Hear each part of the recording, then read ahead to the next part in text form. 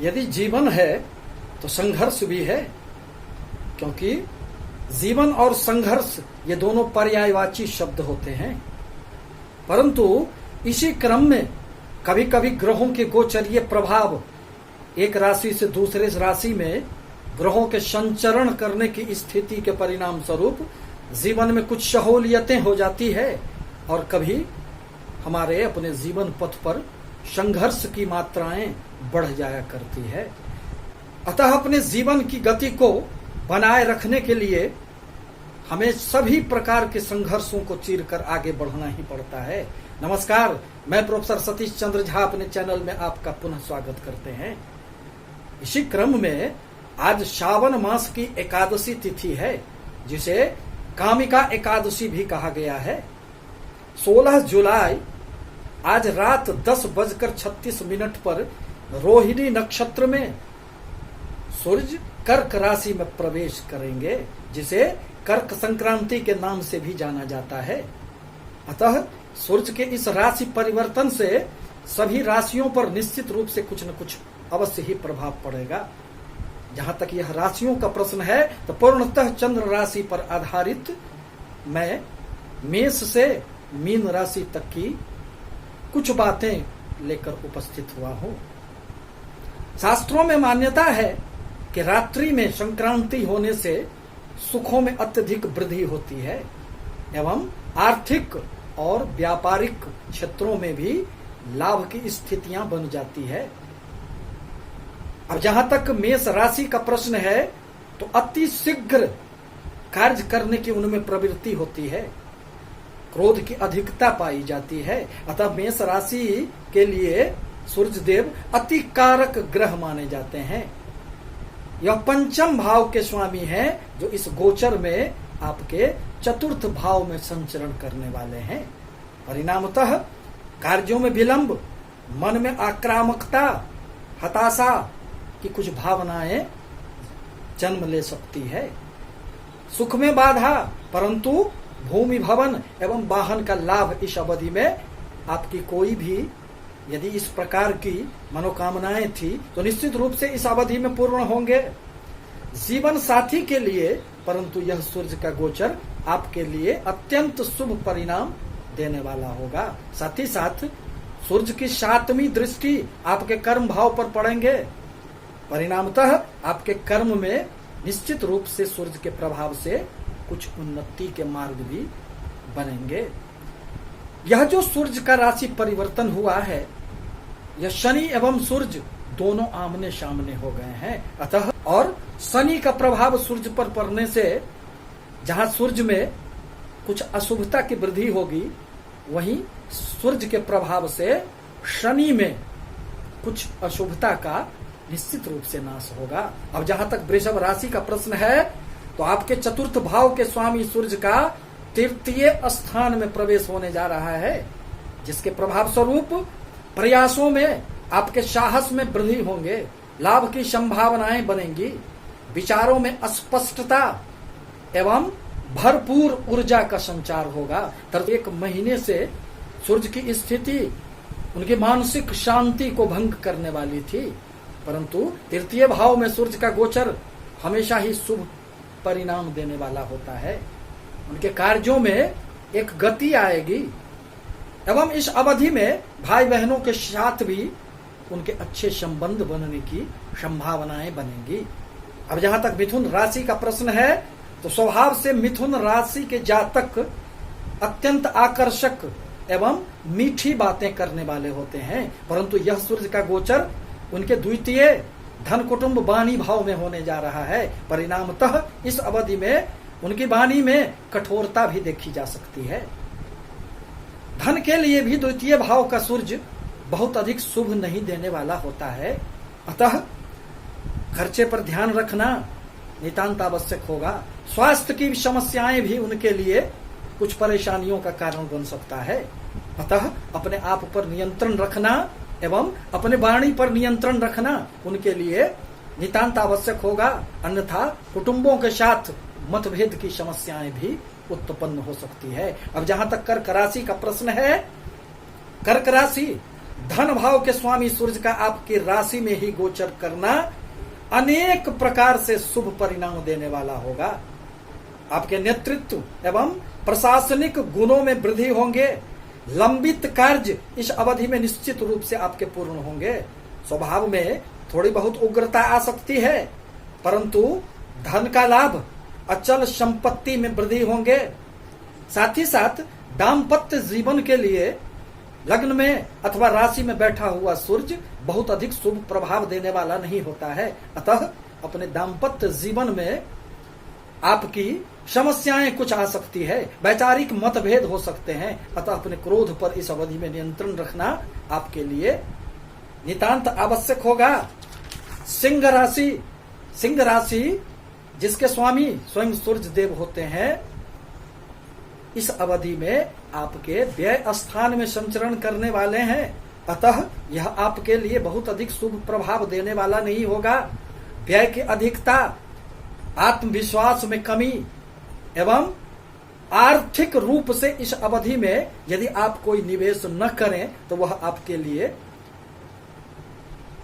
अधिक शुभ होगा। साथ ही साथ इस अवधि में आपके लिए पति पत्नी के मध्य सामंजस्य बना के रखना भी आवश्यक होगा। बाहरी स्थानों से लाभ की संभावनाएं बन सकती है, बाहरी स्थानों से संपर्क स्थापित हो सकते हैं, लेकिन व्यय की अधिकता रहने से आपको थोड़ी बहुत मन अशांत रह सकती है। वाद विवाद से दूर रहना इस अवधि में आपके लिए नितांत आवश्यक होगा। अब जहां तक कन्या राशि का प्रश्न है, तो द्वादश भाव के स्वामी सूर्य का लाभ भाव में जाना आपके लिए अत्यंत ही शुभ प्रभाव देने वाले होंगे। आयात निर्यात अथवा विदेशी व्यापार से इस अवधि में आपको खूब लाभ की संभावनाएं बनेंगी। आर्थिक पक्ष आपके मजबूत होंगे।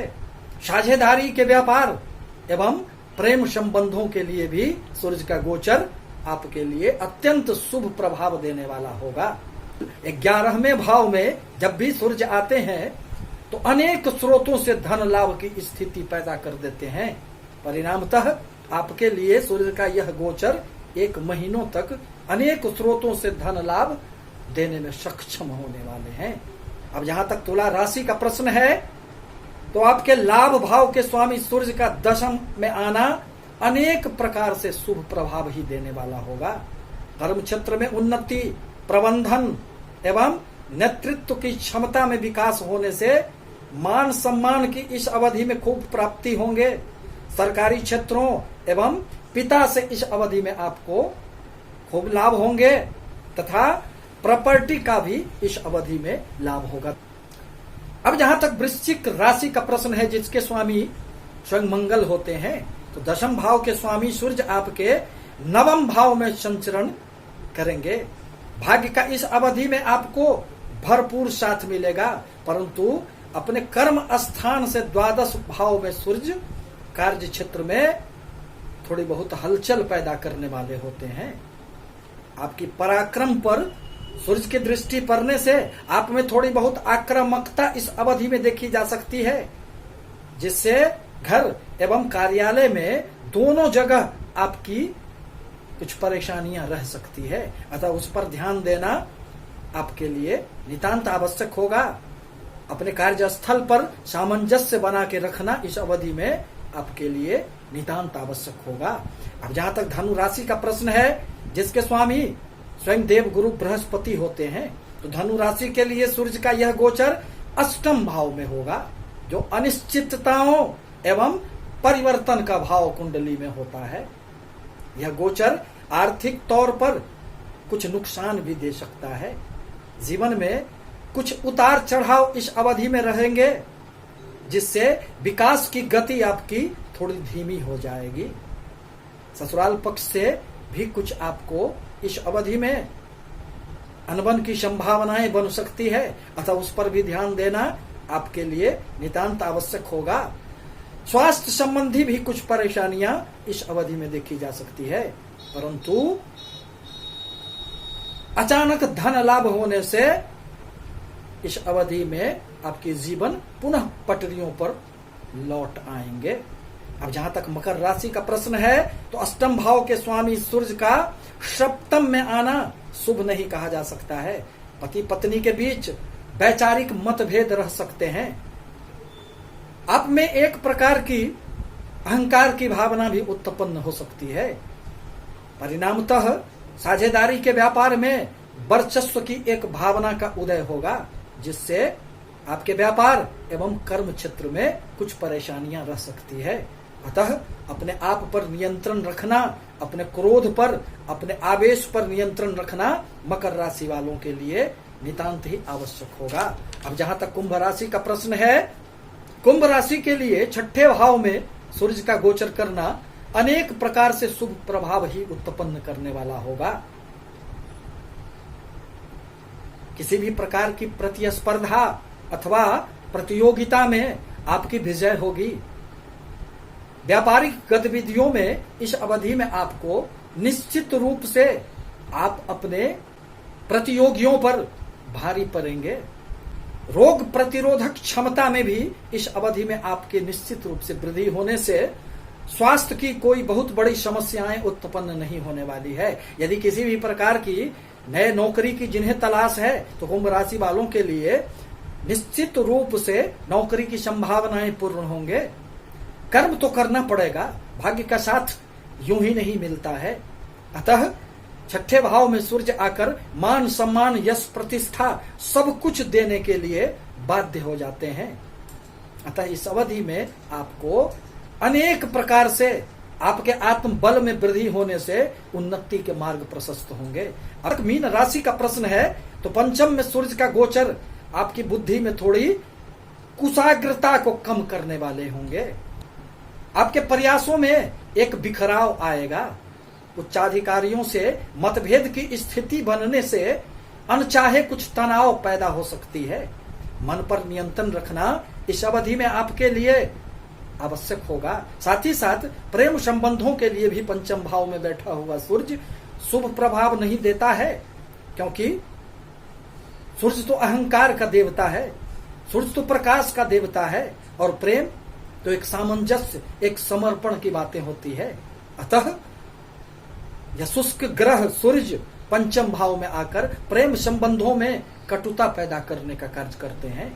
परंतु पंचम भाव में सूर्य की दृष्टि आपके 11वें भाव पर पड़ने के कारण लाभ की संभावनाएं भी बनेगी।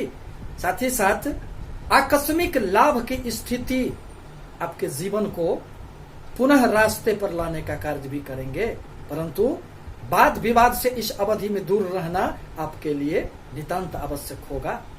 आपसे निवेदन है कि हमारे चैनल को लाइक करें, सब्सक्राइब करें, ताकि मैं अपने विचारों से आपको पुनः अवगत कराता रहूं।